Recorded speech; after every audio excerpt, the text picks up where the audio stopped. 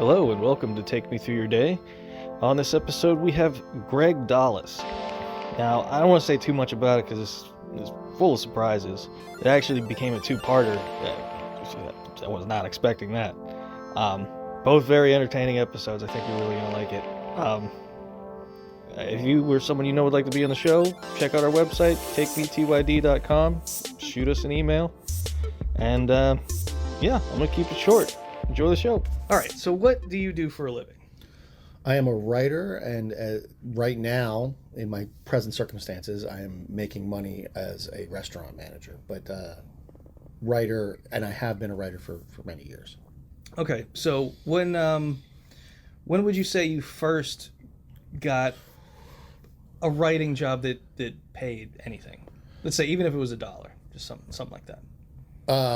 Well, the first time I ever made money was when I won contests for screenwriting and won enough money to live off of for a year, at least about a year. That's a significant chunk of change. Stipend. So I would consider that my first money, but my first 9-to-5 job as a writer was for a company called abcmouse.com.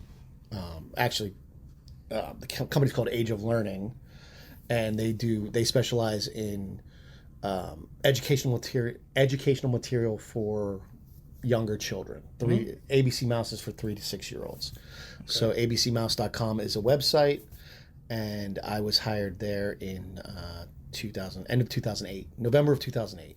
Okay, and that's still an active website? Like they still produce content? Yes. Have you ever heard of Neopets? Yeah. The guy who owned Neopets, his name is Doug Doring. He sold Neopets to Viacom for like $300 million. Jesus. Large chunk of change. Yeah, big chunk of change. And that was in I want to say 2006. Mm-hmm. Okay. And then he decided to start up a new company, a new venture. And he decided he was going to do a children's website where basically it's like an avatar for a kid. You go into this town, this kind of universe, and there's like a bookstore and there's an arcade, but every game you play has an educational feel to it. Okay. All the books are meant to teach certain lessons, whatever. So he started this up, and when he started it up, he was looking for a writer to write the children's books. And so he brought me on board as the writer. And at that time, I think there was 12 of us working for the company. Now there's last check, 400, 500 people working. Well, how did he discover you? It was back then. There wasn't Indeed or anything. So 2008, we were going through a recession. I was bartending because I lived in Los Angeles, and I was a struggling screenwriter. And as everyone does in Los Angeles, when they're either a struggling actor or a struggling writer, you work as a bartender or a waiter. Of course. And the recession was happening, and I was going to work as a bartender, and I was making $12, and I was like, "This is terrible. I got to get a steady paycheck."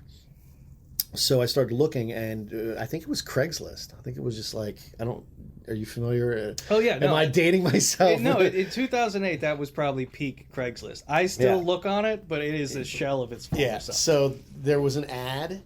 This is actually kind of a semi-interesting story, but it kind of goes to show you what, if you really want a job, you really kind of got to go after it.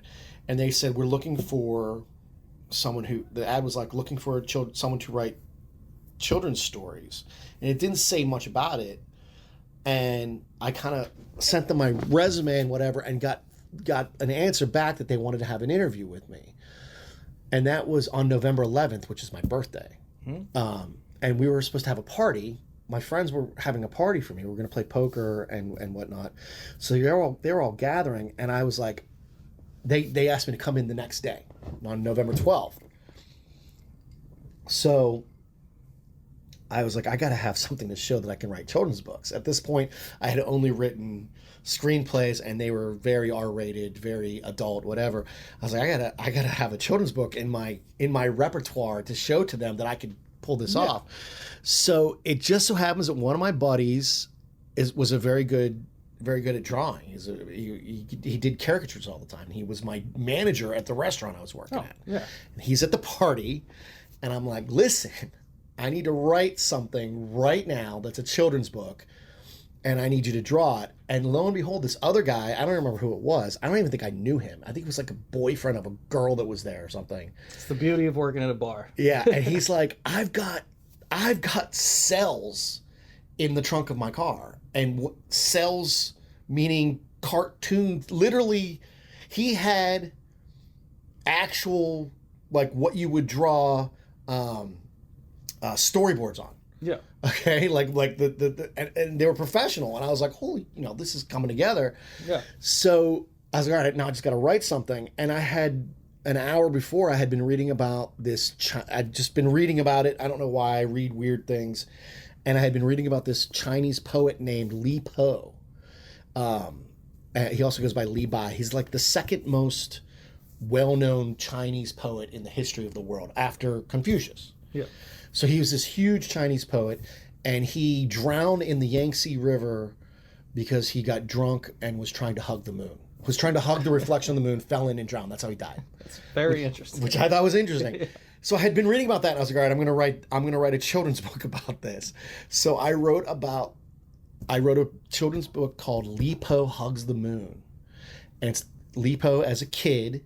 He's like 4 years old on a fishing boat, and he's trying to hug the reflection of the moon in the water, and he falls in, and as he falls into the water, it's like he's in space because he's weightless, and then the starfish were the stars, and it's everything underwater becomes like very much like he's in space. That was the concept of the storybook. And my buddy, in like an hour, I literally walked through him like, draw this, draw this, draw this. We drew, it was like 10 pages. He drew the whole thing on the cells that guy had. And then the next day when I went in for my interview, I said, look, they're like, well, what kind of background do you have in children's book writing? I was like, I don't really have a background in it. I can write anything, and I can write it very quickly. And I was like, to demonstrate that, I wrote this last night. And I handed them basically a book that was fully illustrated and a fully completed children's book, which they basically hired me on the spot. It's actually fascinating to me. Is it as dark as I'm thinking it is in my head? What? The children's book? Because knowing the subject matter that it started from to translate it to a children's book, is there a dark element to it? There was no he's dying and he's drunk. It was, imagine Li Po as a child who was also trying to hug the moon as a child, and in this case, he falls into the river. And while he's underwater, he's floating weightless and loves it, and sees the starfish and sees seahorses and fish floating around him, and he can see like the lights from the sky and the lights of the moon reflect, and he becomes part of that. And imagine if that's what happened when he was a child, and then I don't remember how it ends, but he didn't die. Yeah, then later on in life, he goes on to get drunk and die in that way. Yeah, I was going to say, is this something that's available, or can I just ask you how does it end? But I don't remember. It's not. I just used it. I almost like that more. That I don't. I don't remember how it ends. I know it rhymed. I don't remember. I remember the title, Li Po Hugs the Moon, and that's all I remember from it. I don't even know if I still have it. I probably somewhere in the boxes of old writing that I have in storage, you could probably pull out that stack of cells with the original illustrations. But what I found was a lot of things that I wrote were never meant to be seen by anyone else. They were just a means to an end. Yeah. Like that was just to get me in the door to get a job. Yeah, but I mean, if I were you, I mean, just coming from a complete, I don't know anything about your work, that sounds fascinating to me. If I had that children's book in front of me, I would read it. Yeah, well, I would definitely read it. I should look into it's the part of being a children's book writer, though, a big part of it is not the actual writing, it's not the actual words, it's the illustrations. Yeah, obviously, yes. I mean, it was very rudimentary outlines of basically just a storyboard for a. But for I a mean, book. even that though, like that's super interesting. But anyway, I'll see if I can find it. Yeah, definitely see if you can find it. I'm very interested. But this was a pretty large digression than what we normally do. So let's take you back to high school. Did you know what you wanted to do when you were in high school? No, I didn't. I had no idea. Okay, so what's the path from there? I was a jag-off in high school. I screwed around. I pretty much steady C student. My one ambition was to be like the class clown, and I was just always looking for attention, always trying to goof off, and I don't know. Didn't really pay too much attention to studies. And then my parents were very upset by that because you're not living up to your potential. You're much smarter than this. You should be able to. Your test scores say that you should be a straight A student, but you're not. We're not going to send you off to college and waste our money if you're just going to fail out. Yeah. So I made a promise to my parents that I would get, I would do very well in college, and I went to the one school I could get into, which was West Virginia University. I didn't want to go there, but I really couldn't get in anywhere else. And after the first year, I had straight A's, and I transferred to a school. And at that point, it was at WVU that I started realizing that I kind of was into writing, and I was into. Yeah, that's what I was going to say. literature. When you first went in, did you declare a major or figure anything out? Think I was undeclared. I might have declared English just to declare something. I always was strong in English, but didn't know that I wanted to be a writer specifically. It was more like just I was always good at. I always liked reading and stuff like that, and I think in that first year I started writing poetry basically, which I think is where a lot of writers start off. They start writing. They get you're young, you're very passionate, and poetry is the way to go. Mm-hmm.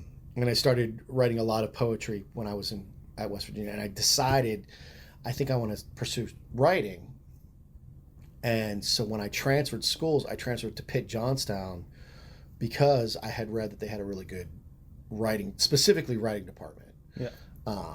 Because it's University of Pittsburgh, but it was a smaller campus, and there was more kind of attention to, whereas you go to University of Pittsburgh, you might major in medicine or engineering or something like that.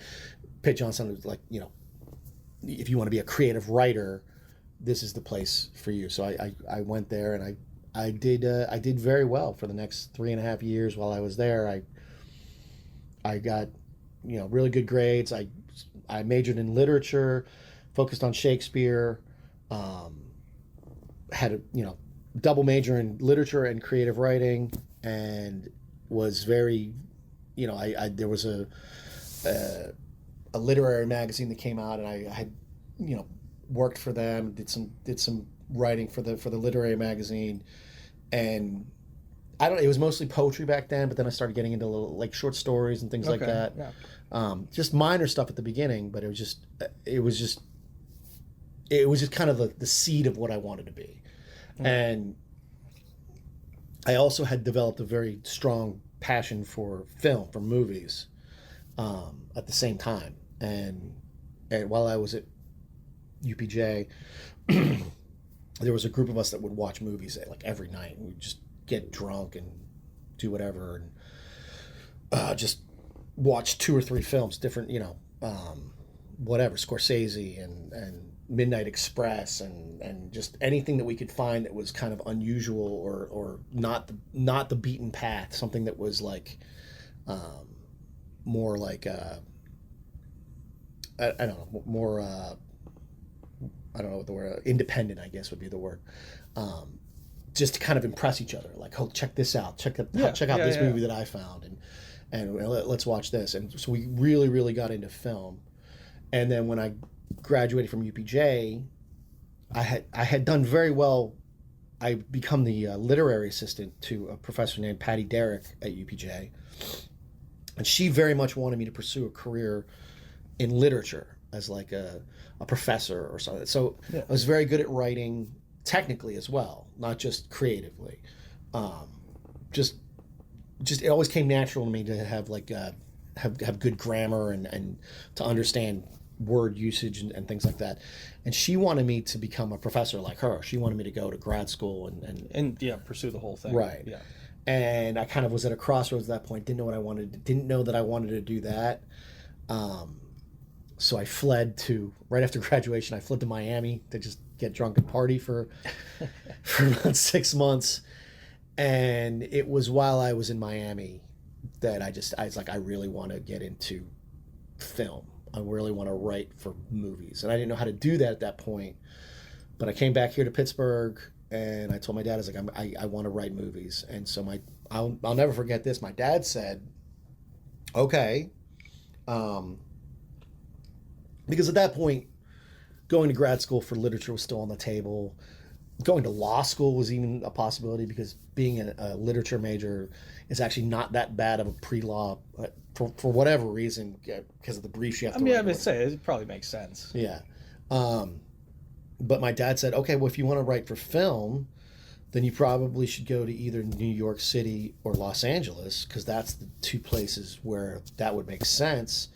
And he said, if I were you, I'd go to Los Angeles because the girls are hotter. So I went to Los Angeles I graduated December of 1995, and I moved to Los Angeles on April Fool's Day of 1997. April Fool's Day of 1997. April Fool's Day 1990. I went with three guys that were my fraternity brothers. Three of the guys that I watched movies with when I was at UPJ, and I was very scared the entire time that it was just an elaborate April Fool's joke, that they were just going to drop me off in like Indiana and be like, you're an idiot, like we're really going to move to Los Angeles, you moron. Yeah. And then I was going to have to like hitchhike home or something like that, because they would do something like that. We had done elaborate stupid stuff like that when we were in college. Absolutely. So but we continued on, and we moved out to Los Angeles, and there were four of us, and we got a 2-bedroom apartment, and two of us shared a bedroom, two in each bedroom. And we lived like that for the first year and a half or so that I was out there. There's a lot of people leave this out. I mean, some people do put it out there, but like when you go on a venture like that to start a new life in a new city, how much money do you have when you're just like, I just need this much? We didn't have anything. We had very little. You have enough for a security deposit? You have enough for like what? I'm always curious about a number. We had enough that we had to get jobs pretty much right away in order to get the apartment that we got. This is 1997, so it was a little bit different. I don't know. I had probably $600 or $700 total, which was, the comparable to $1,500 now or something like that. But I had enough that when we were our background checks, when we were applying for the apartment, we didn't have good credit or anything because we were young. You were still young. We didn't have any credit. I didn't have any. I had just gotten my first credit card before this trip, and I bought a movie poster with it. It was the only thing that I bought. What was the movie poster? It was actually, I still have it. It was Marlon Brando, dressed in what's the movie? I think it was not the. Oh, you have to look it up. The movie with Brando, because I'm running out of juice on my phone. Just give me some clues. He's wearing he's a motorcycle gang. Streetcar Named Desire? No. Before that, it was before that. It was. I'm drawing a blank. It was. Anyway, it's Brando walking on the lot wearing this black leather motorcycle jacket, and it's just him like kind of looking at the camera. I'll look it up right now. See, this is why it'd be very helpful if I had a producer for this show. Right. To pull that kind of stuff up. I've got Brando. Got Brando. We got leather jacket. Here's where the beauty of editing comes in, because I can cut all this out. It must have come after Streetcar Named Desire. The Wild Ones. Wild Ones. Okay. Yeah. Yeah. Do you remember that one? Yeah. So, yeah, my mother said, to build your credit, you go buy something and then pay it off right away. Just get something small. So I bought a movie poster, framed Brando movie poster, and but we didn't have any credit with nothing. And so when we went to get the apartment, we told them, like, look, we know our credit's not good. There's 4 of us. We'll pay for the first 3 months rent.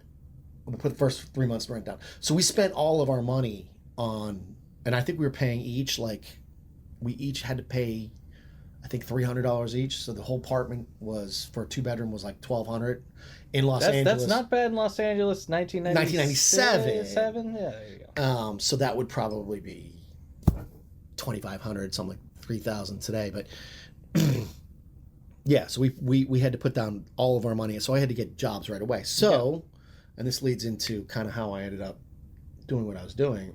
I got a job right away as a waiter. Yeah.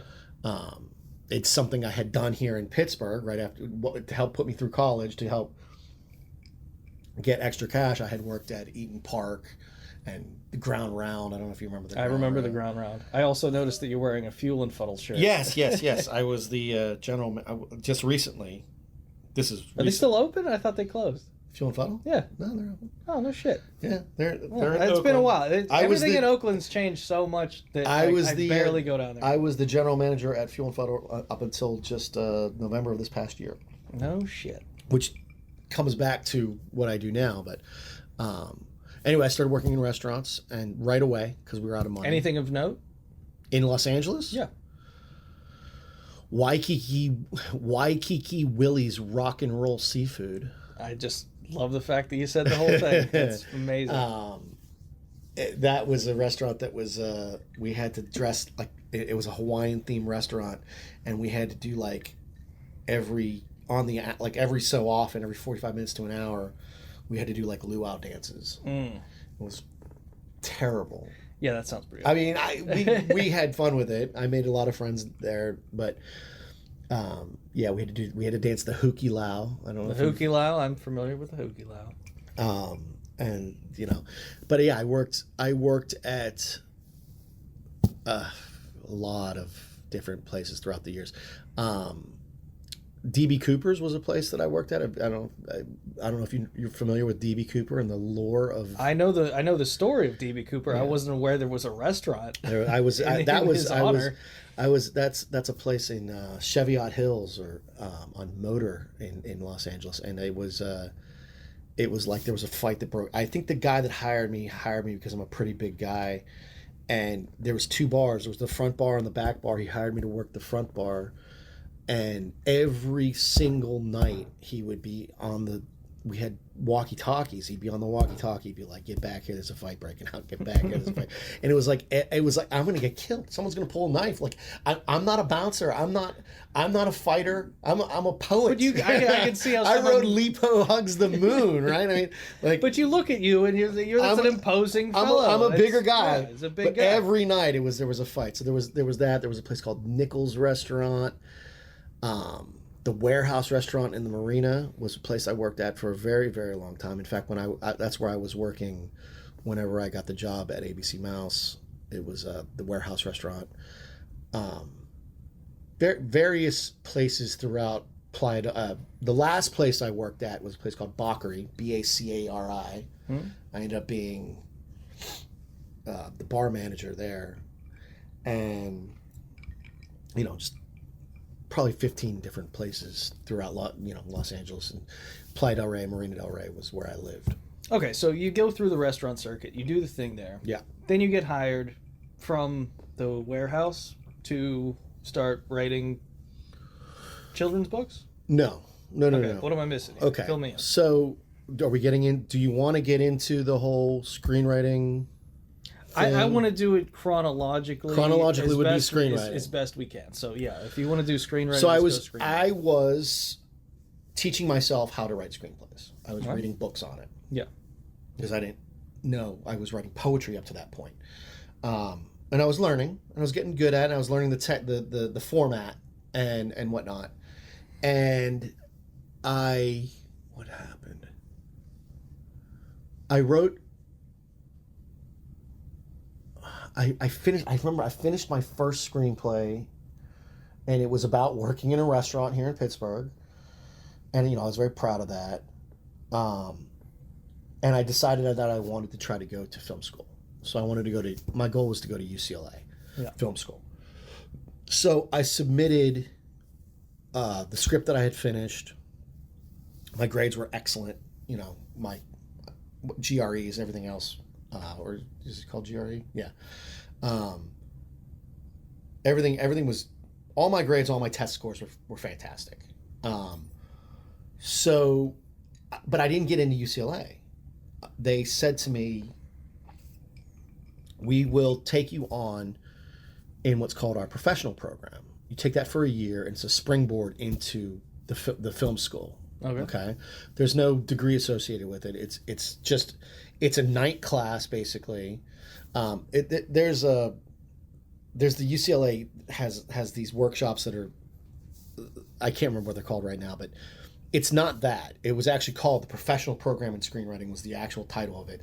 And it was just a screenwriting thing. And you go in there and you take their course for a year. And if you do well, it looks really good for you to get into their film school. Yeah. So I took their course for a year. I wrote 2 scripts. And the one that I wrote was about my grandfather. It was a drama about my grandfather who was shot in the World War II and was part of what's called the Malmedy Massacre. I'm not familiar with this. So the Malmedy Massacre, again, we're getting way off. That's all right. No, it's all right. So there's a tangent. I love a good digression. So my grandfather was part of a regiment in World War II that was marching toward the Battle of the Bulge. They were on their way to the Battle of the Bulge. And in Malmedy, Belgium, it's right on the border of Belgium and I can't remember the other country. I think it's Belgium. Anyway, they were caught by the Germans and they were lined up in a field. The entire regiment was mowed down with machine gun fire. Jesus Christ. Then they went through the soldiers lying there, and anyone that was still alive, they shot him in the head. So my grandfather survived because his friend actually fell on top of him and shielded him from. So they're firing at him. My grandfather got shot like multiple times. Later on, they said they pulled out 27 pieces of full bullets, pieces of shrapnel. Wow. But his buddy fell on top of him, screened him from the majority of the bullets. Then when they came by to shoot everybody, my grandfather played dead, and he had all this blood over him, so he looked like he was dead. So they moved on. And then as they were driving by, this is the Panzer Division of the Germans, which is the tanks. Mm-hmm. So they're going by, and they're shooting into the body. So he had to withstand that. And he ended up fleeing the scene. He had to run into the night. He ends up in a barn. He was wounded and bleeding. He had to wrestle a cow, fight with a cow to get into this loft, and he ends up covering himself with hay, bloody, and the only thing he had to drink for 4 days was the water that was dripping off the roof. Wow. So it was this really intense story, and it was a true story. My grandfather told me about it when I was. How did no one buy that screenplay? I want to watch that now. Again, it was the means to an end. It was just called PAP, which was what I called my grandfather. Yeah. And so I wrote that. It won. There was an award at the end of the year. It won the UCLA Professional Program Award, which got me notice. And then they still didn't accept me into their program. How does that happen? I think, but I don't know. Part of the program was you take these 2 classes that are just the professional program in screenwriting, but then you get to go to a few of the regular classes that the UCLA screenwriting students attend. And there was a professor who, again, this is another tangent, but this guy was the head of the department. He was a pretty powerful guy. And the first thing I did was, because I was really cocky and arrogant, very much so. And at this point, I thought I was Mr. Writer, Mr. I can do anything, You kind of need that confidence. You kind of need that. You do. You kind of have to have that. I'm right, you're wrong. Because, it's why do you think that you have the right to be in this industry? You kind of have to have the mindset, it was because I know what the fuck I'm doing, and maybe you don't, and maybe I know that I know what I'm doing. Yeah. You kind of have to be arrogant like that. And then you get older and you realize, I don't know what the hell I'm talking about. I never did. And I think that sets into us, and we lose some of that arrogance, and then we get a little complacent, I guess, would be a good word. But at that time, I was full of piss and vinegar, and this guy would start every class with this story. And at first, it was like, okay, okay, wow, what an interesting story. And then he'd be like, okay, that's not true. Now I want you to do this, and I want you to write about it. Like, and he'd be like, okay, so I was walking down the street and I tripped and I broke my leg, but that didn't really happen. I didn't break my leg, but I want you to write about what you felt like at that moment. And it was like, all right, dude, this is the 17th time that you're starting class with this bullshit story that you're then going to pivot into our writing lesson that we're writing about. So he comes out and he's like, I was driving down the street and I saw this guy, and he had these long, blonde, flowing locks. And he grabs this woman's purse, and she was Asian. And he's running down the street, and she's chasing after him. And then another guy stepped up and tripped the blonde guy. And then and it's like this whole elaborate story. Yeah. And he goes, but that didn't happen, actually. I'm like, no shit. No shit. And he goes, but here's what I want you to write about. I want you to pick someone in that story, and I want you to write from their perspective. I want you to tell the same story from whatever perspective, the Asian lady or the whatever. I was say, like, that's not that bad of an exercise. It's not. It was just, it annoyed me that he was always so pretentious. Like, why not just say, here's a story? Like, it was always that he pretended like, and plus I was full of piss and vinegar. Yeah. So anyway, I wrote the story from the perspective of the idiot in the car who was watching the entire scene, who then would later use it as who watched a woman got mugged, did nothing, and was taking notes to use it for his lesson later on that night. Yeah, there's a professor that's sitting in a car and he's watching the whole thing unfold and not intervening at all. And then I read it out loud, and the entire class lost their, like, they were laughing their ass. I mean, it was... No, that's a great angle. I love it. So that was one thing. I think that might have had something to do with it. And the other thing was, I was invited to his house for a party and got too drunk, and I ended up, because I was a kid, I got too drunk and I threw up in the bathroom like an idiot. But I remember there was also a moment we were playing pool, and he was watching me play pool, and he goes, all right, you sink that shot and you get into the program, and I missed it. Oh, come on. I mean, I don't know. I mean, so there was some shit with that professor that may have kept me out of the program. Yeah, there may be some factors there. Right. But all right, so I took that script that won the award, and I pivoted, and I submitted it to American Film Institute. That's what I was just about to ask. Yes. I was like, you did it. You wrote a thing. It was acknowledged as the winner. It was obviously good. It was a good script. So who gives a shit about college at that point? You did it. You're capable. But I still wanted to learn more, because I had a year under my belt, but I still felt there was a lot to learn. Yeah. I wanted to get my master's degree. And I still wanted to go to film school. So American Film Institute was widely considered one of the best film schools in the world as well. So I was like, all right, I'll give it a shot with them. And they read the script. There was a very brief interview, and I was accepted almost immediately to AFI. So nice. I spent the next 2 years at AFI getting my master's degree. I didn't... This is where that cockiness comes into play. Mm-hmm. I didn't have enough money for the second year.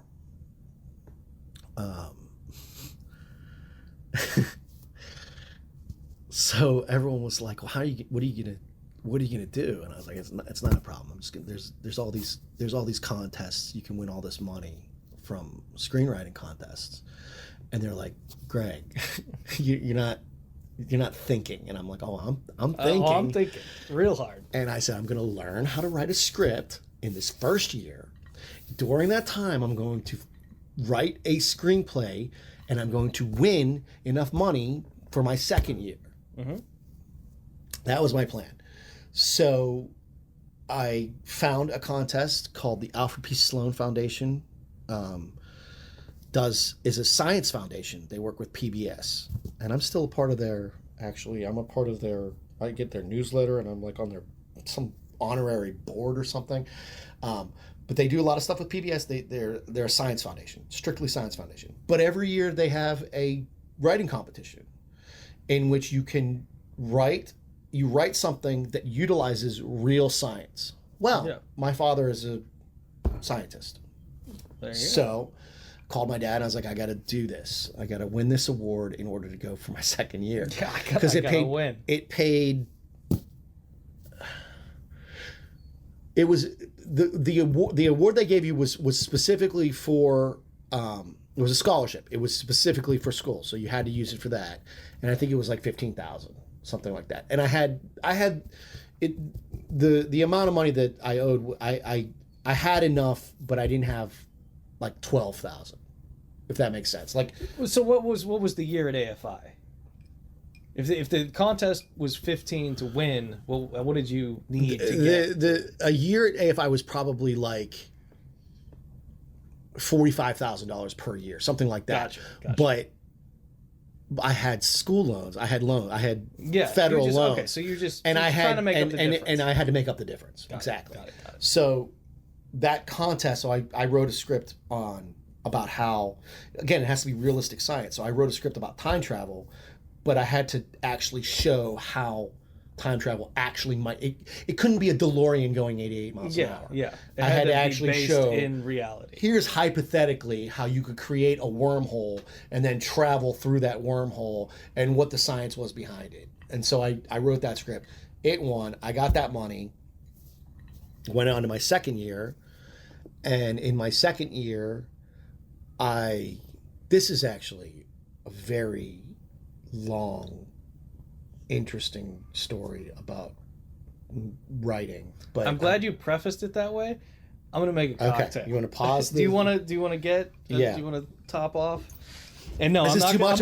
I'm not gonna pause. Am I going too much off on tangents? No, here? this is perfect. This is exactly what the show is. This is because why I this said is. That it's, but this it's next loose. part about how I won this award is what made me.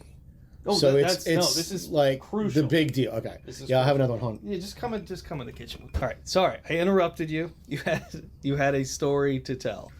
Okay, well can I backtrack? Yeah, you can backtrack a little bit. Okay.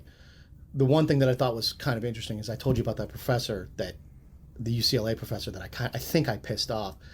When I first moved to LA and I knew I wanted to become a screenwriter, the thing that I was doing was teaching myself. I told you that. I was reading books on it because I had no idea how to write screenplays. The two books I read were Sid Field's screenplay, which is a very well-known book. If you're ever going to be a screenwriter, you probably will hear of that book at some point. Write that down, folks. Yeah, Write that down. Screenplay by Sid Field. And then the second book that I was reading was called Screenwriting 434. 434 was the class. Mm-hmm. And it was by Lew Hunter, Lew Lew Hunter. And he was that professor. Lew Hunter was the professor. He was the professor that I pissed off. But he was the book that I was reading. And then I was just so excited to take his class because that book taught me so much. And to be honest, I really wasn't trying to piss him off. And it wasn't like it was just kind of an annoyance. And I thought it was funny. Yeah. And young and cocky, and yes, I do. That is very funny, and I would have totally gone the same rabbit hole. Right. Like, and fuck this guy. Took it well, and he stupid laughed assignment. at it. And I don't remember how I ended up getting invited to his house. Somehow I ended up getting invited to his house. Ended up throwing up in his bathroom, getting way too drunk, and losing in that pool game. So anyway, that was the guy that I was reading about, and those are the first kind of how I first started learning about writing. No, I'm very glad that you went back and clarified that, because not only is that two good book recommendations, but it's like, that's the fucking guy. You were reading that guy. Yeah, and I had him in school. So then, so my second year at AFI, so the way AFI was set up, there were 32 of us, 32 screenwriters. The school also teaches directors and producers and cinematographers, etc. The screenwriters, 32 total, 4 classes, 8 in each class. And in my group, we worked together, and we workshopped together and worked together for the entire 2 years. We had the same teacher for the entire 2 years. And so we became very close. All of us, all 8 of us were fairly close. But there were like 2 or 3 guys that I was, hung out with, buddy around campus with, whatever. And they were outlining and I want to name drop my teacher real quick too. His name's Alan Estrin, was my screenwriting teacher at American Film Institute, and Patty Derrick was my great teacher at University of Pittsburgh Johnstown. She was Shakespeare literature, one of the best teachers I've ever had. Alan Estrin rivals her. Greatest, taught me structure. Very conservative guy. I'm a very liberal guy. I'm very rebellious and anti-authority, and he's very conservative and religious. And his claim to fame was he wrote For Touched by an Angel, and he wrote Pocahontas 2. Yes. Very excellent credit. Kind of G-rated guy, but oh my God, it's just drilled into our brains. Structure, and it worked. I mean,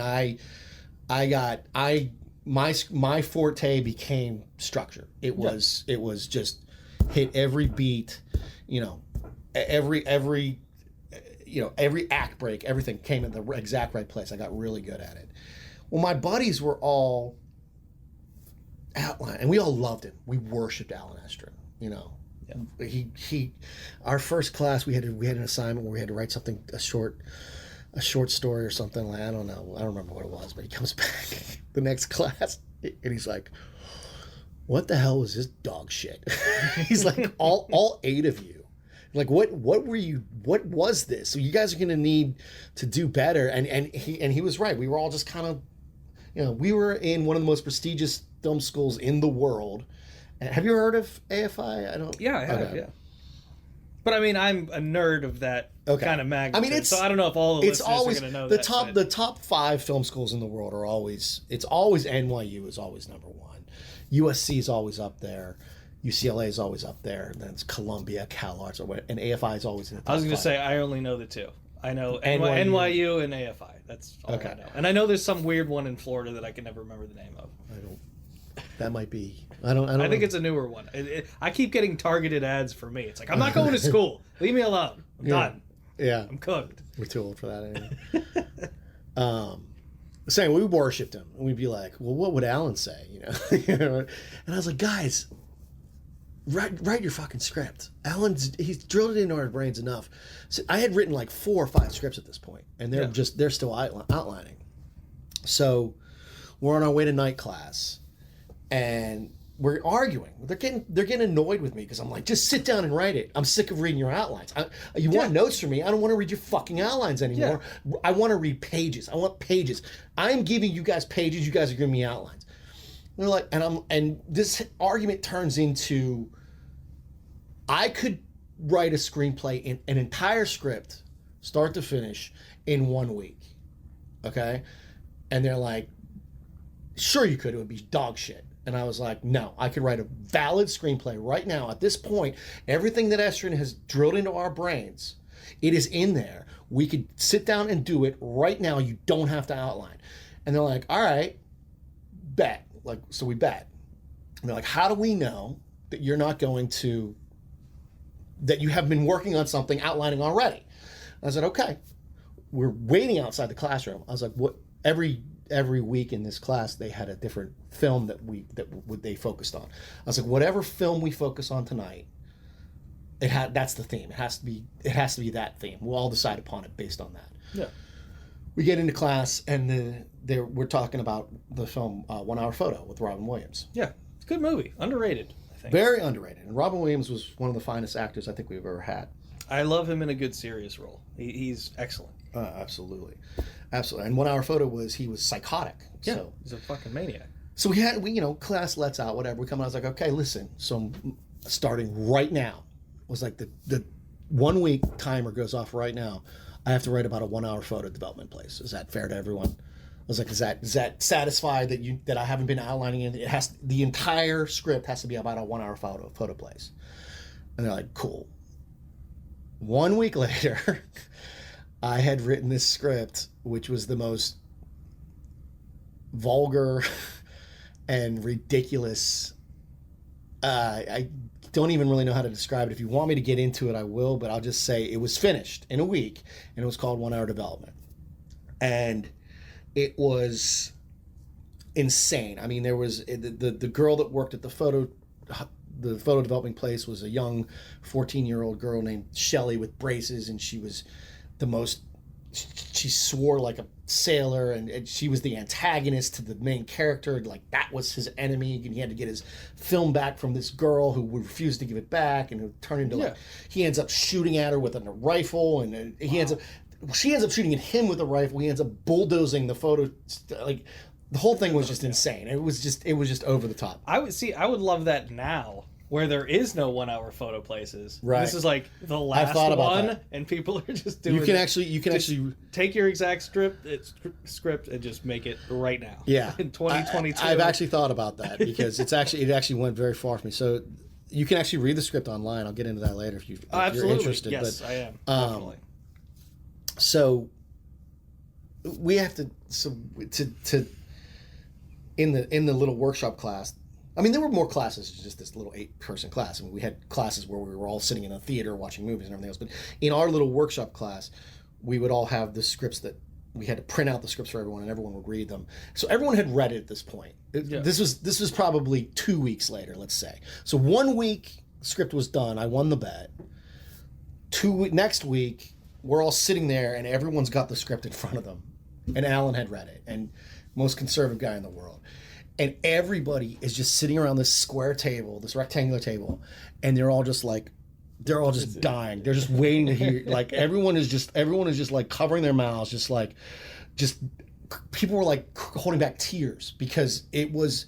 If you read the script, you understand. It's the most heinous. It's like Fairly Brothers times 10. Yeah. Okay? Yeah.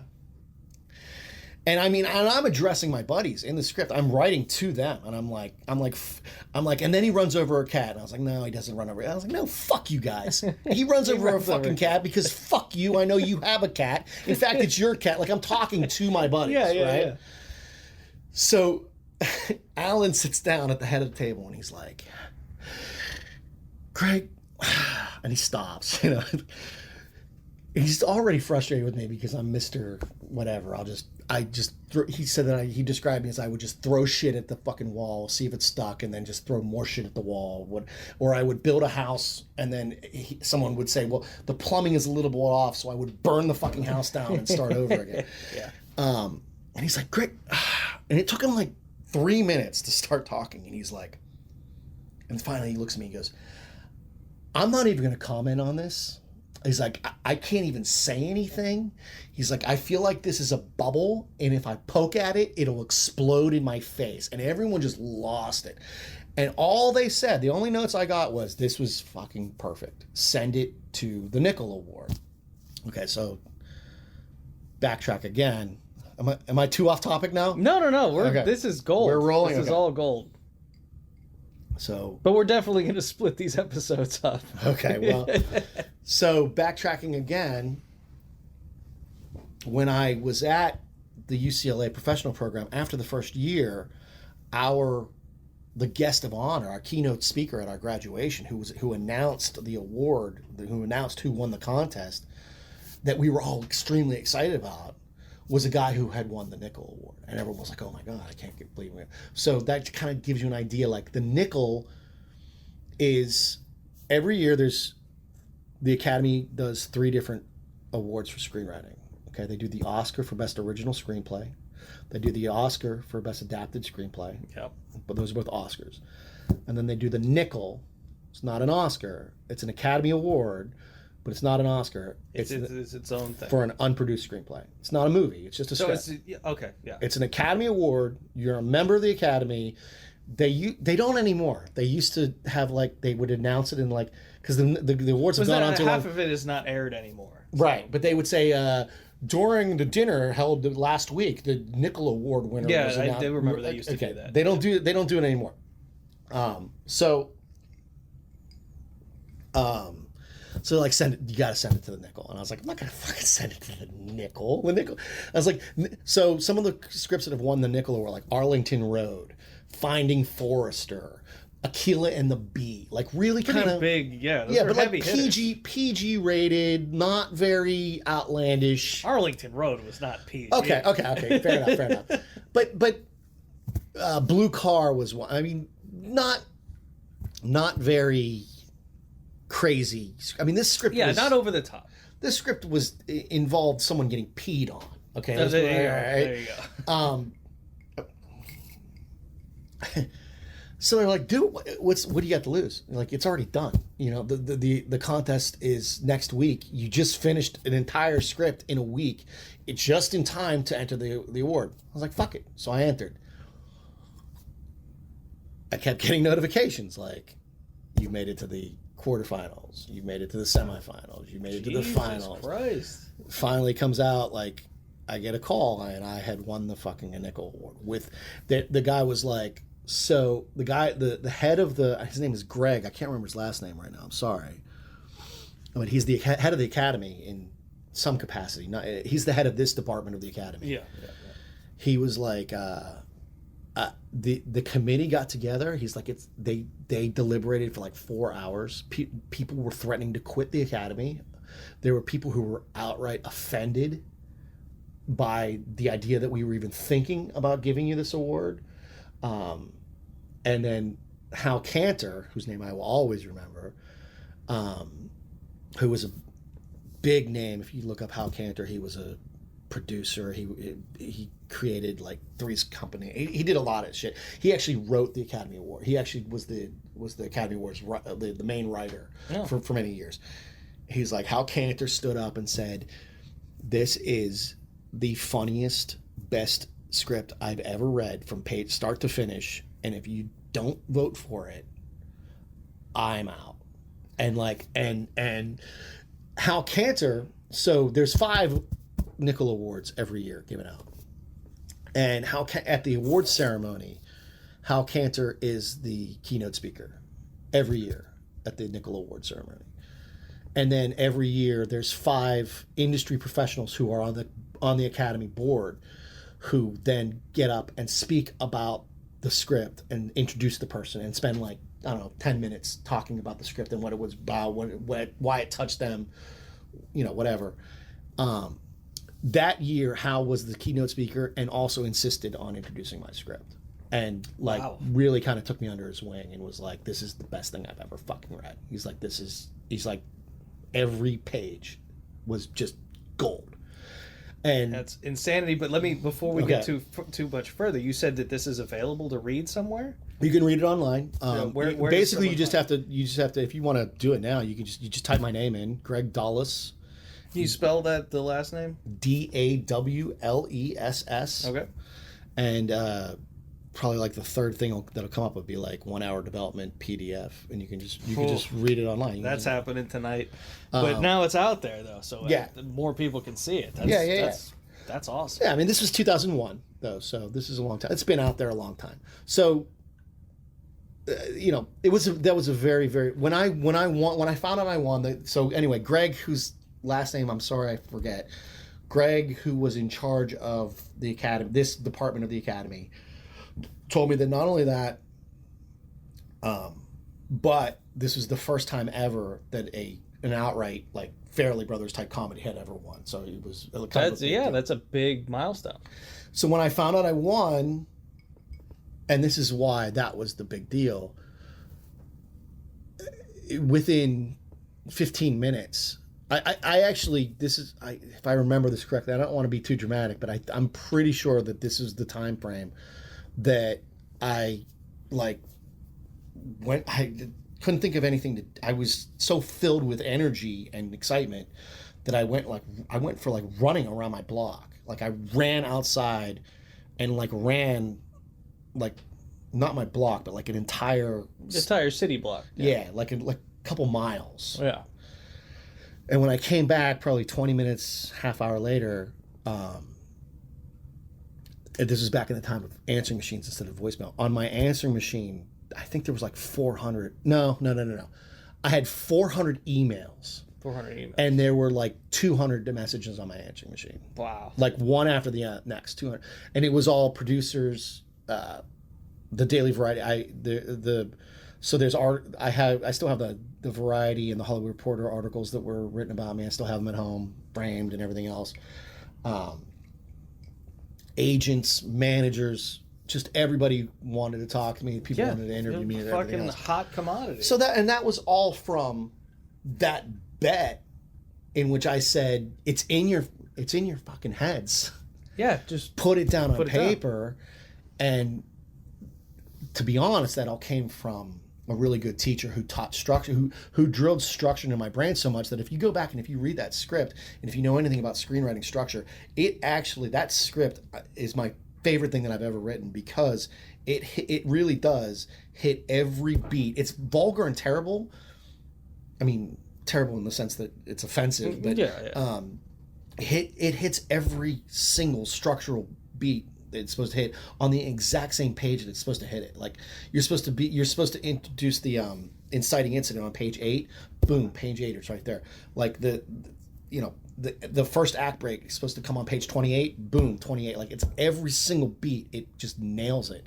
And I really think that was because we had been, for at this point, a year and a half, almost 2 years, have been being drilled it into our brains by a very good teacher. Yeah. So I'm very glad that I did take that class.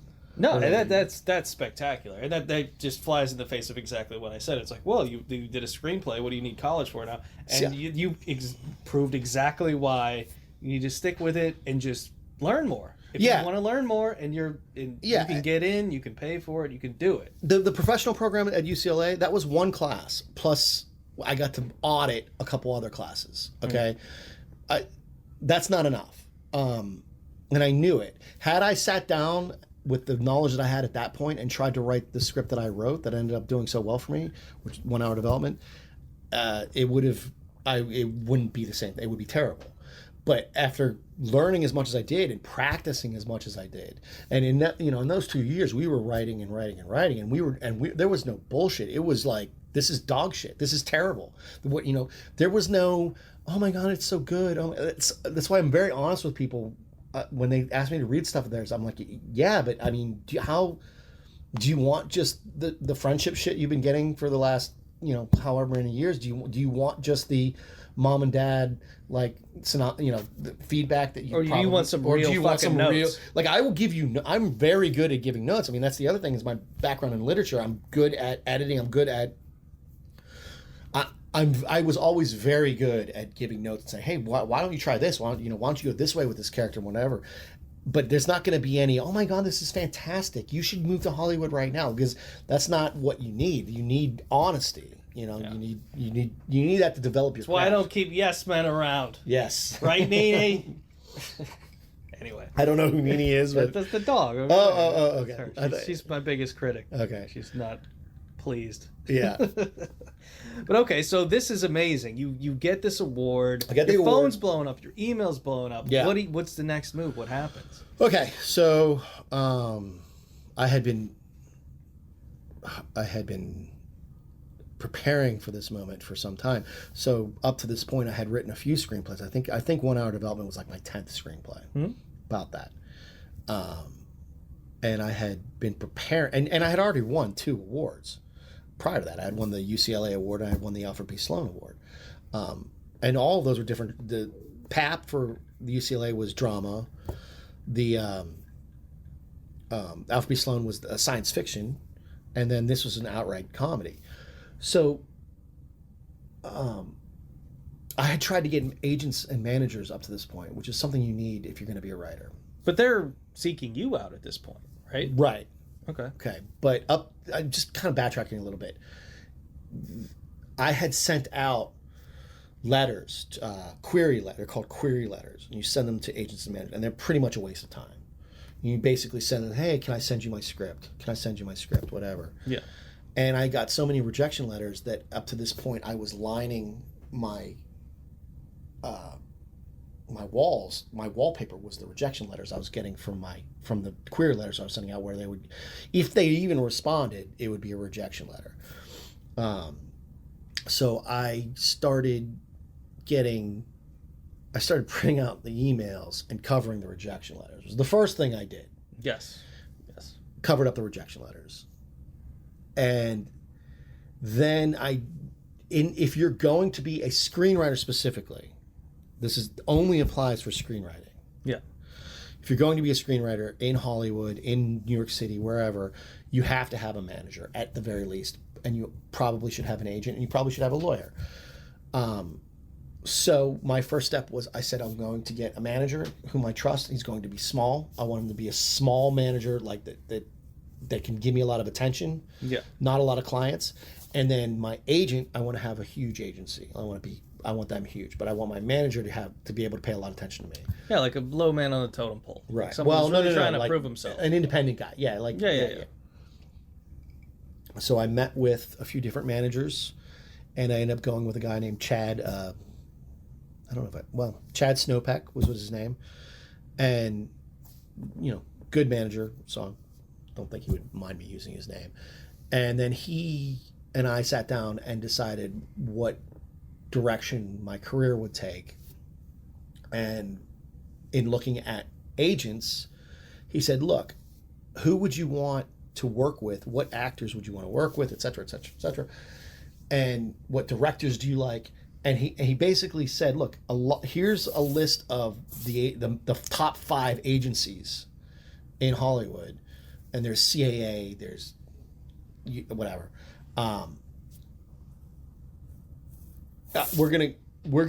Here's a list of the actors, so you can be paired with them if you also are represented by this agency. Yeah.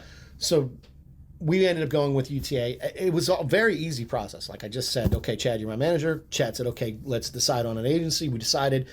We went in, met with them. They were like, "You're." At the end of the meeting, they're like, "We represent you now if you want us." And I was like, "Cool." Like it was way too easy at that point. Yeah. Once I won that award, everything opened up. So my advice to someone trying to get into screenwriting is, and first get good at it. Yeah. And then contests are a really good way to go. I mean, if you can win, if you can get some recognition, it doesn't even have to be. I mean, there's a lot of contests out there. There's there's Sundance now. There's the Tribeca. There's a lot of different. Yeah. See, I didn't know anything about those contests. Like the fact that not only did I not know about the contest, but I didn't know about those substantial type of prizes. Like that's nothing to sneeze at. For the nickel, it was a fellowship. And I won $30,000 for that. Yeah, fellowship. that's incredible. But that was 2001, so that was probably comparable to about 40, 45, 50 grand today. So yeah, it's good money. But also the recognition, and it's a stepping stone to the next thing. Absolutely. So what happened after that was so now I've got Chad, and I've got my agents, and I had a lawyer, Jonathan Handel, whom I actually had before them. I had met Jonathan before and brought him along for the ride. So they start sending me out, and so why was this time frame? So I guess I won the nickel in, I want to say August. I don't know, but I just remember like November, the end of 2001 and the beginning of 2002, like November, December, January, February. For those 4 months, I was averaging 4 meetings a day, and I was just driving around, meeting with producers, studio executives, and these are called meet and greets.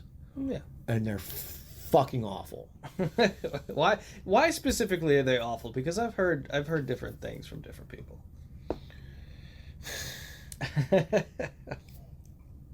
So I mean, don't get me wrong, it's not I mean, these people have to do this for their job, and they probably have to do it a lot, and they probably have to look enthusiastic, and they have to, but it's very fake. Okay, it's very, that's exactly what I was getting at.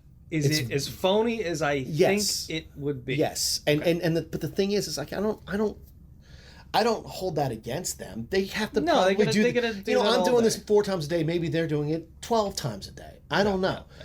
But the thing I started noticing patterns, and I started commenting on it because I still had a little bit of cockiness. Well, Yeah. I probably had a lot of cockiness at this point, but at this time, I don't know why, but it seemed like all of them were like we're looking for something along the lines of like Dirty Rotten Scoundrels, and they acted like they were the only people on the earth who had ever heard of Dirty Rotten Scoundrels, and I'm like, guys, I get it. It's pretty big. Yeah, and it's movie. a great film, but yeah, we're looking for something like there was a friend of mine, Cameron, who also won the nickel the year I won the nickel. So there were 5 of us, and he became a friend of mine. And I was like, are you going on these goddamn fucking meet and greet meetings? Because I'm going to kill myself. This is terrible. And he was like, oh my God, it's the worst. And I was telling him a story. I was like, so I had this one meeting, and and the guy's like, look, the kind of comedy you're writing. Oh, and that's the other thing. I was officially a comedy writer. That script just solidified. I was a as comedy writer. That was it. I'm a comedy writer. It doesn't matter that my first script that won an award was a drama about my grandfather being shot up in Malmedy, based on a true story, or that my second script was based on was a science fiction, based on true science. So they just wanted I was now a comedy writer. Yeah. Officially. Which that seems pretty commonplace. That is, but it pissed me off a little bit because I was like, there's a lot of stuff I want to write. I don't just want to write comedy, and to be honest, I don't even think comedy is my forte. That was just one. That was me fucking with my buddies. It was me saying "fuck you" to everyone in a bed. That Yeah, was me going off on my boys, and being just as raunchy as I could be to show them that I could write a script in a week, and it worked apparently. So this guy, there was one meeting, and this guy's like, look, the kind of comedy you're writing is just not going to work. It's like, if you really want to have something that goes somewhere, you need to have a kid or a dog. I'm not kidding you. I believe you 100%. This sounds like it's made It's up. just funny because my buddy actually made these into business cards, and so it's you need a kid or a dog, maybe both. That's up to you. That's where you come in. And I was like, are you fucking kidding me? A kid or a dog, maybe both. Yeah, that's where we're at in the creative process. Yeah. So my buddy got these business cards, and it was just dialogue bubbles, and it said, you need a kid or a dog, maybe, whatever. No, that's fantastic. I love that. So I had all these meetings, right? And it was just an awful lot of, it got very tedious, it got very tiresome, and I was driving all over town. And there's what's called coverage. So coverage in Hollywood is for screenplays is when the actual executives don't actually read they don't actually read the scripts. They have people that are under them who a lot of times work for are interns, or sometimes make like minimum wage, whatever, just readers, coverage readers, and they read the scripts, and then they do what's called coverage on them. It's like maybe 4 or 5 pages of like, here's what they give you the cliff notes of whatever. Exactly. Yeah. So my manager was like, the coverage is an example of that, by the way, is when Ben Affleck and Matt Damon wrote Good Will Hunting. They knew that. They knew about that none of the executives were ever reading stuff. So they submitted a script to all the reason they ended up going with Harvey Weinstein was because they put this in the middle of the script. They put this outlandish, insane gay sex scene between Matt Damon's character and Robin Williams' character. Really? And the only person who commented on it was Harvey Weinstein. The only person who said anything was like, he's like, the first thing I would do is take that scene out. And they said, this is lore. I don't know if this is true, but I've heard this. And they said, we're going with you. Because they knew he was the only one who had actually read the script. I love lore like that. It's like when Van Halen was like, we just want the brown M&Ms. That was actually a good idea. It was for a reason, because it's like we have so many unique pyrotechnics. Right. Like if you didn't read the fucking rider, then we're gonna die because you're gonna get electrocuted. That's an excellent. So I've never heard that. I heard that's true. I heard that's why they went with hunting. So I heard that's why they went with Harvey Weinstein, was because they put this really insane gay scene in there, and he was the only one that noticed. And he was like, well, first thing's got to go is that, because it doesn't make any sense for the rest of the story. And they were like, you're our guy. Bingo. Anyway, so my manager was like, your coverage is, it's through the roof. It's perfect. He's like, I've never seen any coverage like this before in my life, but nobody's buying the script. And I was like, why? And he said, I have no idea. No clue. To this day, I don't know. But to this day, I don't know why. My agents don't know why. He doesn't know. No clue. But these meetings, there were some things that came to fruition through the meetings. And that was, they didn't want to buy the script. They didn't want to make the script that there was one company that there was a couple companies that showed some interest in doing the script.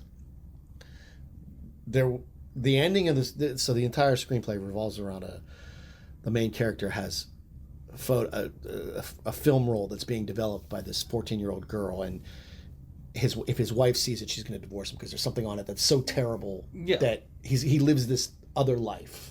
Yeah. But we don't know what it is. And at the end, you're just about to find out what it is, and you're looking through like a photo album, and you're just about to see what the actual photo was that was such a big deal, and it slams shut. Okay, and he says to his new girlfriend, he says, "Why don't we just make our own photos?" Okay. Yeah. And my take on that was, whatever you've built up in your mind through this entire raunchy ride as being even more raunchy than anything I've built up, whatever you come to is better than anything that I would actually put on that film. Yeah. And so it doesn't make sense for me to show it. And this one company wanted to go with it, and they're like, this would have been hundreds of thousands of dollars. And they said, but you have to give us, there's no way that we end the movie like that. You have to give the audience what they've been looking for the entire film. And so he said, and I'll never forget this because I could have made millions of dollars. I told Chad, my manager, I said, this is my response, because he said, we need to know what is on that photo. It has to be in the movie. And I said, I want you to tell him, no thank you. The photo is a picture of the inside of the briefcase in Pulp Fiction. There you go. Because he was adamant that you could never do that in a film. Well, Pulp Fiction did that just 2 years before or whatever. Exactly. You know what I mean? So anyway, there was some interest, but because of my arrogance or whatever. I stand with you, because in my integrity, I would be like, no. You don't get to see it. That's the only thing that makes this a good movie. I'm not changing. And then the only other thing is, like, if you did change it, you'd have to make it something funny, and it would kind of reduce the whole point. It doesn't. If you read the script, it doesn't make any sense to show what's on the film. The entire part of the entire fun of it is people trying to figure out what's in the. What are you doing in that film, Larry? And he's like, "Don't worry about it." And they're like, "What are you doing?" He's like, "Are you sucking off a duck?" And he's like, "It's worse." And he just keeps saying, "It's worse." It's worse. Yeah. So so them speculating is, and him saying it's worse. There's no way I can top that. You know what I mean? So whatever. Anyway, so there were two different circumstances. Should we continue? Yeah, absolutely. Okay. No, because we're gonna cut the next thing into another episode. If you're down to do another episode. Okay, that's fine. There were two different circumstances in which I was almost hired. So what ends up happening is that your script that you're famous for, in this case I was famous for 1 Hour Development. I'm not famous, but in that arena, in the industry loop. Yeah. Becomes what's called your calling card. Yeah. It's your calling card script. Oh, I have another. Go for it. Well, this is an aside before let's see how much time we're at. Okay, we're fine. Okay. We're fine. So it becomes your calling card script. So you don't necessarily they don't necessarily make your script, but they've read your script. They know you're a good, in this case, comedy writer, and they want to write a comedy, and they want to write it in kind of the same kind of vein that you've written. Yeah, in your tone. So now you go in and you interview. And the way you interview is you do outlines, you do what's called a treatment. A treatment is basically a very in-depth outline. There's different various things that you go in and you say, okay, here's the movie we want to make. We want to hire you to do this. Can you give us a 2-page outline and a 9-page treatment and show us? And then if we like that, we'll ask you to do a beat sheet. A beat sheet is like beat for beat, every single scene. Okay, and that's just outline. So that's before you make any money at all. You're not getting paid. Yeah, you're just doing that just to show that you can. Right. So they're bringing you in, and you're basically, now you're interviewing again. Now you're writing Lipo Hugs the Moon again. Mm-hmm. Okay. So the side story to this is I was working with Ben Stiller's company, a guy named Stu. I'll think of it. He was the main producer for Red Hour, which is the Stuart Kornfeld is his name. Stuart Kornfeld. He just died a couple years ago. He was in. Have you ever seen Old School? Or no. Yeah, Old School, where he in the very beginning he gets in a cab and he's like, hey, I'm in the backseat of this cab and there's no seatbelt. Do you have a recommendation? And the cab driver turns around. I mean, this is offensive, but it was a different time. He turns around and he's like, I suggest you stop acting like such a faggot. Do you remember? Yeah, I vaguely remember. I haven't seen the movie in a long time. The taxi driver, that's Stuart Kornfeld. That's Stuart Kornfeld. And he was also the boss in Fast Times at Ridgemont High, the fast food boss. Oh, okay. Yeah, now I know the face. Okay. So he's Ben Stiller's main producer. So I was meeting with Stuart Kornfeld because we were discussing another project that I don't remember right now, but it was their project that they wanted me to work on. And we were going through outlines and things like that. And I'd gone in and had like an 2-hour long meeting with Stuart, and I'm walking out. This is such an ego trip for me. And Ben Stiller's office, right? And I'm like looking in, like, is Ben Stiller in there? And and all I hear is, hey you.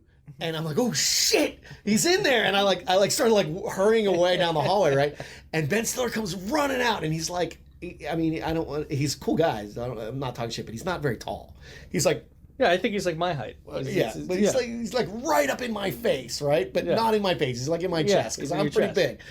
And he's looking up at me. He's like, hey. And I'm like, I'm sorry, Mr. Stiller. I was meeting with Stuart, and he's like, are you the guy that wrote that script? And I was like, he's like, that 1 hour, the developing script about the, and I was like, yeah. And he's like, God, man, that was hilarious. He's like, and he says to me, I swear to God, he goes, I am a huge fan of yours. And I was like, Mr. Stiller, you're a huge, wow. Like, I was like, I'll take that to my dying day. So Ben Stiller's a fan of mine. That's fucking nuts.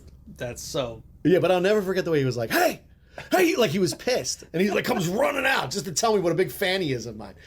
But that's the way it works, is that they read your script, but now they want you to work on something else. And I had two story ideas over the next year or so that went through one after the next, I'm just going to tell you about one, because the same exact thing happened twice. Yeah.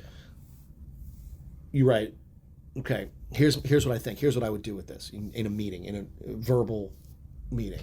Cool, we like your ideas. Why don't you write us an outline? 2 or 3 page outline. Takes a couple days, whatever. Yeah.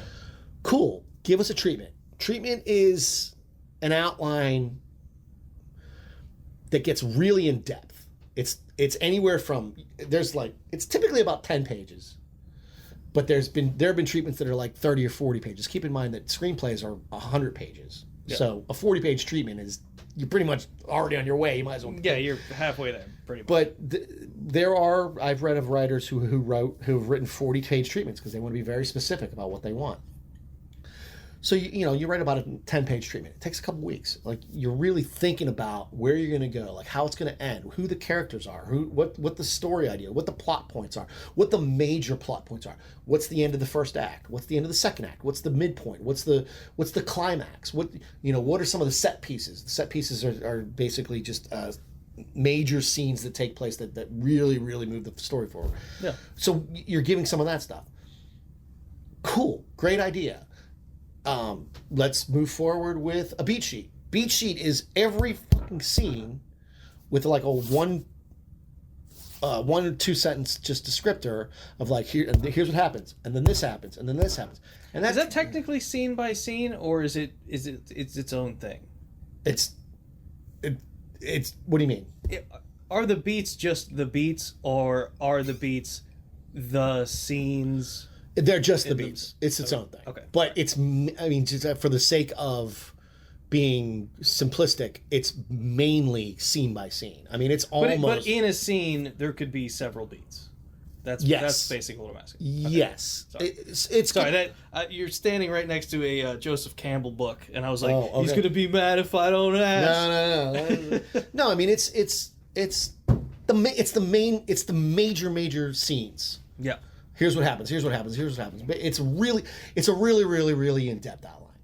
So you go through all this work, and I'm talking months, and then so what would happen is then you give it to them, and they say, okay, I like this, I like that. Can we change this? This isn't going to work. And the one that I was doing, there were two. One was a novel called The Accidental Playboy. Okay. And the other one ended up becoming Failure to Launch. Really? And it was based on a French film. And what I was doing was outlining the French film so that they could make Failure to Launch, but it wasn't called that at that point. So where does that fall? Like, is that an adapted screenplay, or is that just like just a writing credit? Like, where does that fall? It would be adapted from from something else, and it would be it's a writing credit. Both would be adapted. I mean, the first was adapted from a novel. The other was adapted from another source material, which would be another film. Okay. But the one, Accidental Playboy, was about a guy who was a photographer and ended up being the photographer on the Playboy Bunny. He was the only man on the Playboy Bunny bus that traveled around to campuses and did like photo shoots at campuses. So he was riding around the country with Playboy bunnies, and he wrote a comedic novel about his experience. The other one was obviously Failure to Launch, which was about a guy who I can't remember what it was a French film, and that's what I was working with, was that script and that film, because Failure to Launch didn't exist, obviously, because that's what I would have written. Yeah. But I'll just talk about Accidental Playboy. So you go back to them, here's my idea, and then he comes back to you with, okay, I like this. Can we change that? It's not going to work. We can't use this because we're not going to be able to go to Hugh Hefner's house. So the scene at Hugh Hefner's house, you got to take that out because we're not going there at all. Blah blah blah. Yeah. Okay, cool. You redo it. Back to him. Cool. Maybe more notes. Comes back to you. Cool. You redo it. Goes back to him. Cool. This is great. This is exactly what I asked for. Let me pass this on to my boss. And it goes up the ladder. Mm-hmm. They come back with notes. You redo it. You come back. This goes on up the ladder maybe 4 times until you get to the very end, right?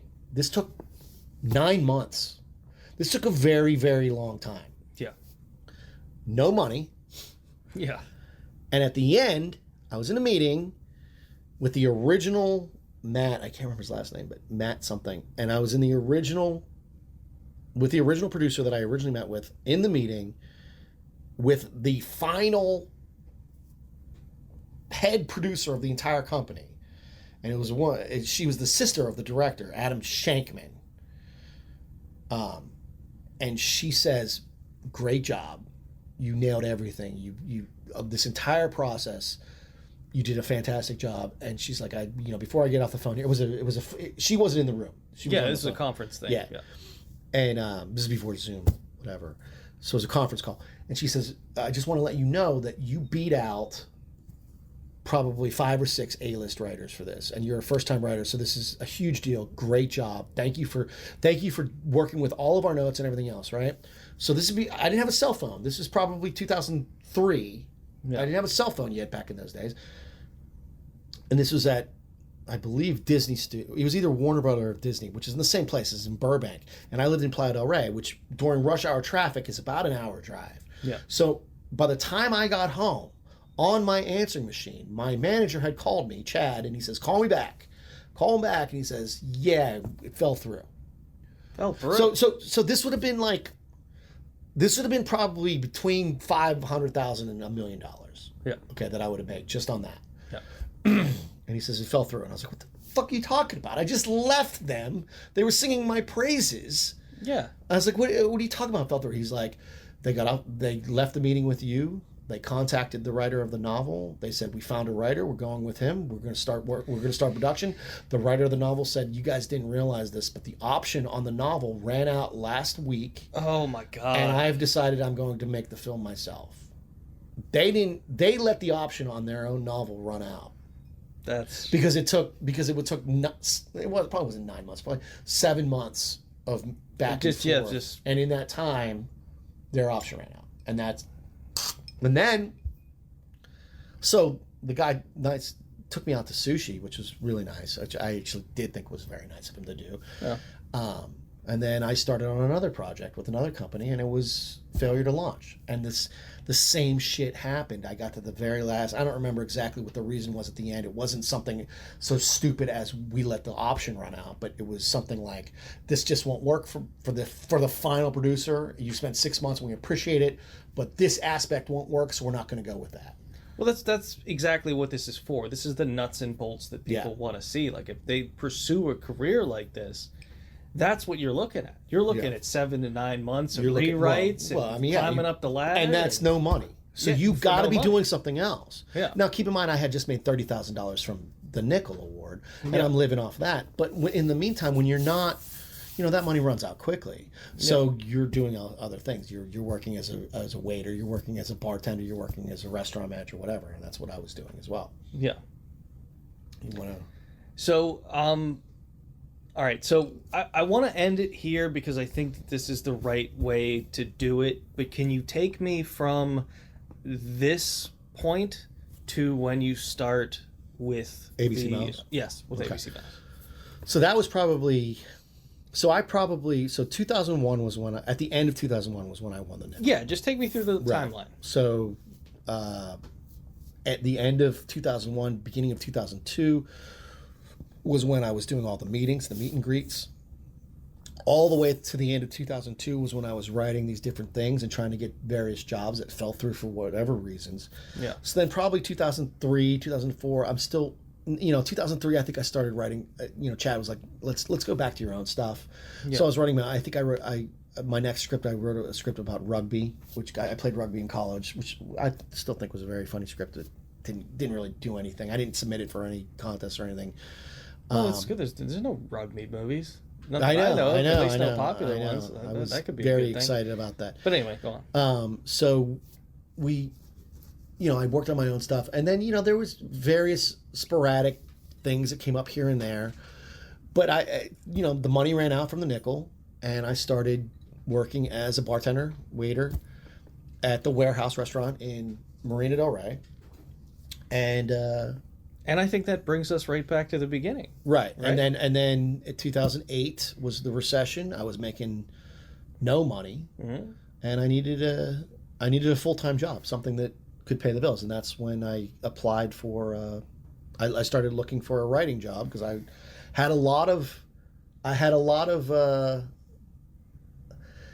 credits under my belt, you might say, on my resume. So you had some juice. Yeah, so I started saying maybe I could find something where I could actually get paid to work at a desk as a writer and make a steady paycheck. And that's where I ended up in November of 2008. And that is a perfect way to end, to go to part 2 so we can talk about that. Choke it all over me. But what I didn't tell you before, I like to add a little fun part at the end. This is just to kind of keep people's attention. All right. Just stupid questions that don't really have anything to do with anything. Okay. It's just things that interest me. And since we're doing part 2, I'll do a different one of these later on. So, what's your? This is gonna sound so stupid. This is a bad transition. Okay. What would you get for breakfast if you're on vacation and you can have whatever you want? What is your ideal A breakfast? Bloody Mary, for sure. No doubt. For Bloody sure. Mary. And maybe a mimosa. So I like to drink. So I would get a Bloody Mary and a mimosa and anything I could have. Yeah, this is money's not an option. You're not working. There's nothing French going- toast is a big something with syrup. French toast or a waffle, something like that. And then, but I would also have multiple. You know, I'm at a resort in Hawaii. I'm gonna have mimosas and Bloody Marys and we're going gonna sit on the beach. Yeah, we're going bottomless. What movie do you think you've seen the most? Joe versus Volcano. Joe versus the I have Volcano. it tattooed on my arm. My No favorite- shit. Well, it's That a is- terrible tattoo, but it's not done yet. But my favorite film of all time is Joe versus Volcano. That is an amazing answer, and that is definitely a first. Any candy? What was your favorite candy go-to? Chocolate, Snickers bar. I'm a chocolate. I don't. The kids the goddamn kids these days, they like all these sours and these stupid ass it's gummy worms. It's terrible. Chocolate. Chocolate, maybe Snickers leaning. Maybe Snickers, but chocolate. Anything chocolate. Chocolate in general. Yeah, that chocolate. works. What kind of soap do you use? Kind of soaked. I use the very basic. I think it's Dial. No, shit. It's the really just basic stuff, but it smells good. Dove? No, Irish Spring? I'll just say Dial. I mean, it's not. Irish Spring smells like very. It's very kind of basic soap. I'll come back to It's that. a bar, though. It's a bar. Yeah. Okay, Bar all soap. right. So, biggest pet peeve of all time. Like, what's the thing that just irks you the fucking most? A lot of things. I know this question can always go on forever, but like just first thing that comes to mind. The first thing that comes to mind is it is what it is. If you say it is what it is to me, you've said absolutely fucking nothing. You have done nothing. You have used words to take up space, and you have done absolutely fucking nothing. You might as well go stick your head in a fucking toilet. It is what it is. Has it ever not been what it isn't? What the fuck are you saying? I love when it. you say it is what it is. No, it is not what it is not. Go fuck yourself with it is what it is. That's the first thing that comes to mind, but a lot of things upset me. Well, I love that answer, but if you want to, I'll think about it. You can tag one. But on that's the later. first thing that comes to mind. All right, tipping custom. Do you have a tipping custom? Oh, no, I typically tip about. I mean, I've worked in restaurants, so Well, that's 20% is pretty much the minimum. But Yeah. I mean, if I'm at a bar, it's like, you know, at least $1 a drink, but it's usually $2 a drink. Yeah. You know, I tip. That's a question I could have skipped over because you're a restaurant guy, Yeah. so it really didn't matter. But childhood celebrity crush. Alyssa Milano, Yeah, there we go. That's for a good sure. one. Hardest time you've ever laughed. I'm gonna take a minute to think about this. I one. mean, hardest time I've ever laughed. Well, I think the movie that I laughed the hardest at was South Park. Bigger, longer, uncut. Yeah, at the beginning, it was just sometimes when you go to also old school singing in the. We brought up old school earlier, Yeah. but for some reason that movie, it's just so fucking funny when you're watching it with other people, and I remember laughing really hard at that. You're definitely making me want to rewatch that because I have not seen Old School in probably a decade. It's one of those things like it shouldn't be funny, but it just is. It's just funny over and over and over again. Without a movie being into play, I think probably when I was I don't know 12, my best friend was sleeping over, and I was doing impressions of Sammy Davis Jr. I just, every time he would say something, I'd be like, well, Sammy said, Sammy, I can't do it now. When I was 12, I could do a really good Sammy. And I was like, well, Sammy, man, Sammy says, be cool, man. And we were just dying. And he would just kept saying shit that responding to as Sammy. Like, I actually, and the reason I remember this is because I laughed so hard that I actually passed out. Actually fell over, and he had to go get my mom because we were laughing so hard. He went downstairs to get my mom, and I was like, I came to, and I was like, oh, and then eventually I was like, Sammy thinks that's not cool, man. Like, I don't know, it was stupid. I know, I love it. That's why I ask these questions. What type of music do you like and why? I like a lot of stuff. I like classic rock the best, and my favorite band is Pink Floyd. So then the follow-up would be why? I think bands like Pink Floyd and Led Zeppelin, and I think that I've always been drawn, as a writer, or as someone who's drawn to writing, I've always been drawn to like lyrics that are really, really good. And it's there's a little bit more storytelling in like a Led Zeppelin song or a Pink Floyd song, whereas it's, you know, they do entire plots in their albums, and I always got into that where you're not just listening to one song, you're spending the evening listening to an entire kind of thing. If you go to a concert, you're seeing an entire story being told. Yeah, I think that's a thing that is really died out over the last 20 years is the concept album. Yeah. It's just like, this is an album and this is to be listened to front to back. Right. And it was like, you know, if you listen to one song of Pink Floyd and you're like, okay, and you talk to somebody who doesn't know anything about Pink Floyd, you're like, okay, listen to this song. Well, it's a great song. Listen to the guitar solo. The guitar solo is amazing. But what you don't know is that this actually is a piece of an entire puzzle, and there's a lot.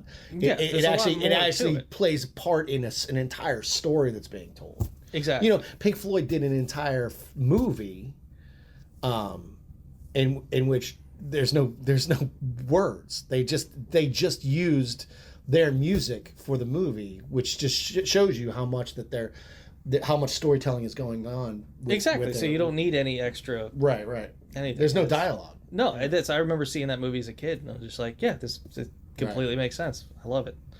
Do you have a sleep routine? No. Anything to do to help you to get to sleep? No, sometimes I sleep. Sometimes I go to sleep at like 7, 8 in the morning. Sometimes I sleep till like 5 in the afternoon. I just am very, very variegated. Like I've always had problems with sleep. I sleep way too much. I'm tired way too much. But I don't have. It would help if I had a routine, to be honest. But that's why my lack of routine is probably the issue. Yeah, I always ask that question because that's my issue, is that I don't have a routine and I can't figure it out. Yeah. I don't oversleep. I just can't figure out how to get to sleep. Yeah, never been able to figure it. Anyway, best advice you ever got? On the way to college, my father told me on the drive to West Virginia University, my father said, don't do any drugs that involve needles. That's good advice. Don't drink or do drugs and drive. Mm-hmm. And solid. And women are fickle. Yeah, all solid pieces of information. Note that down, folks. Women are fickle. So that was probably the best. All right, what's your biggest fear?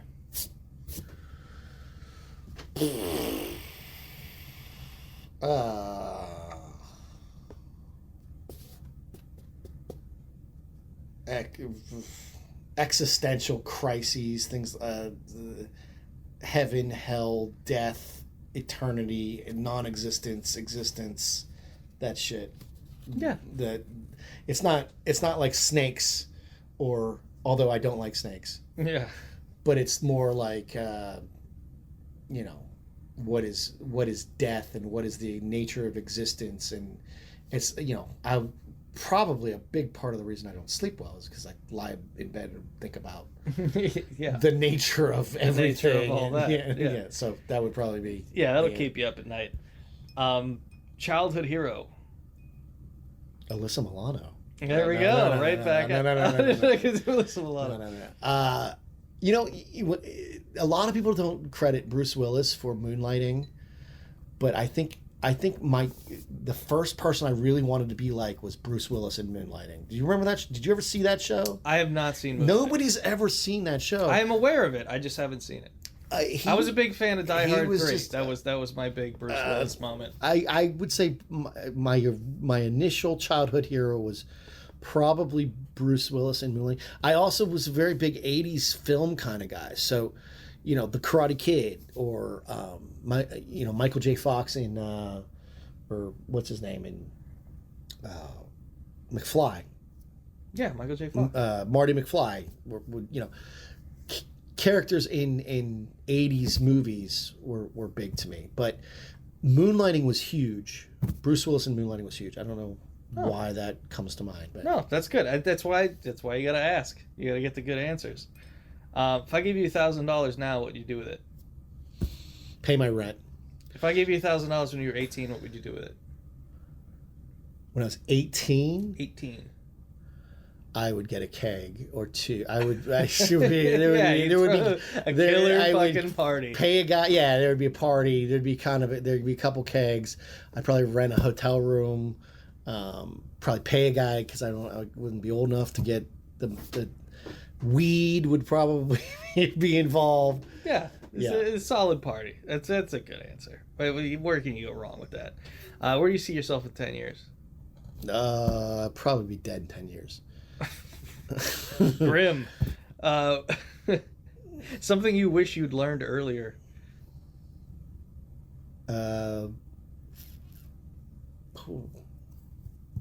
I feel like this is a very Larry King question when I ask it, but I genuinely want to know.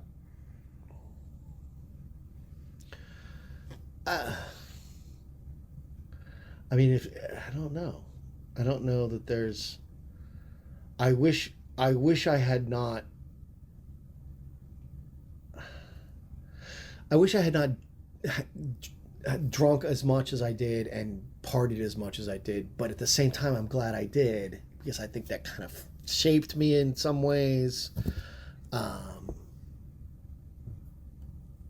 guess I wish I'd learned earlier that not everything is as big a deal as I thought it was. Yeah, I'd say that's a good answer. I like that. If there was one thing you could change about yourself, what would it be? Honestly, my sleep. I know that's the same with me. If I could change anything, I would fuck it. Half of my family, they can just sleep. Loud action movie on, full blast, just fucking asleep, sitting up. I'm so fucking jealous of that. Anyway, guilty pleasure. The movie Crazy Stupid Love. I just watched that the other night. That's so weird. I can't stop watching it. Someone was talking trash on YouTube, and I was like, "Fuck them! That movie's good." And I rewatched it. Well, I was obviously, I like cheesy movies. Joe vs. Volcano being my favorite movie, and a movie that A, most people haven't seen. B, people who have seen it are like, "Really? That's your favorite movie?" And you have a master's in film, and I'm like that, and your background is Shakespeare and. Joe vs. Volcano, cheesy films. Love it. I love it. If you knew the movies that I had here, it's a non-discussion. It's ridiculous. What's something you're bad at? Taking action. I'm too lazy. Okay. All right. And last one, just to wrap the whole thing up. So we've done some pretty good time on this one. If you could do anything, what would you do? Like for a living? Oh, if I could do anything? Anything you wanted for a living, what would it be? I mean, I think honestly it would have to, I would like to be someone who was in charge of a film, but not the smartest person involved. I maybe like a showrunner, someone who had people who were smarter than him, because I don't know how I don't think I could be able to direct a film well, but I think I could structure it, and I think I could work it out well. I would like to be in charge and have people smarter than me that I could just say yes to, and say let's do. Maybe working on it. What I'm writing right now is a series, that I'm going to try and pitch to Netflix if I ever get it finished. And I would love to be the showrunner on that and just have really, really brilliant young writers underneath me, because a lot of the fire has gone out with me. Like, I'm not the cocky, arrogant guy that I was who thinks he's the greatest writer in the universe. Now I'm like, you were pretty good at one point. Now let's see what other people have to say. But I still have some good ideas. Well, I mean, you have a skill set. I have a skill set, and I think it could be furthered by through great acting, great directing, other great writers that are adding to it. So yeah, absolutely. I think not only is that a great answer, but that wraps it up in a nice little bow.